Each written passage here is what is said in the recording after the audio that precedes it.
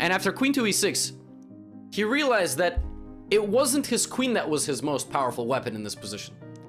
It was his rook. And feel free to pause here and find the best move for white, the best combination. It's one of the most iconic knockout combinations in chess, starting with the most forcing move in chess, which is a check. And I will now show it to you. Bishop takes d7. The idea of playing queen to e6 is that now, by moving the pin, a queen out of this pin, you can take with a knight. And it seems you've solved your problems. Your next move is pawn to f6, repelling the bishop. Maybe you're going to trade queens and then play pawn to f6, I should say, otherwise you lose the queen. And then you're very happy. But here, Ducarl and his count, despite focusing fully on this game and completely not on the spectacular performance that was going on behind them because they were in a private booth, completely negated to analyze the move queen to b8, which just looks completely illegal. But that's why Paul Morphy is Paul Morphy. And these two bozos are these two bozos. Queen to b8 check. The beautiful knockout punch, because now the king cannot move anywhere. The knight has to take. And remember, I told you the most powerful attacking piece was actually the rook. Well, you can argue it was the bishop. I mean, who doesn't need a supporting cast, right? But rook to d8. A beautiful mate. Absolutely beautiful mate.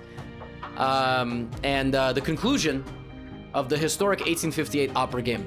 A game with a lot of interesting principles. Actually, if you really go through this game, it's not just about the flashiness and, you know, Paul Morphy and the whole story. It's a lot of, you know, interesting layers of this game. I'll just recap them for you. Taking the center in 2 pawns. Bishop g4 being inaccurate. In fact, in general, you should probably take in the center early and then commit your pieces.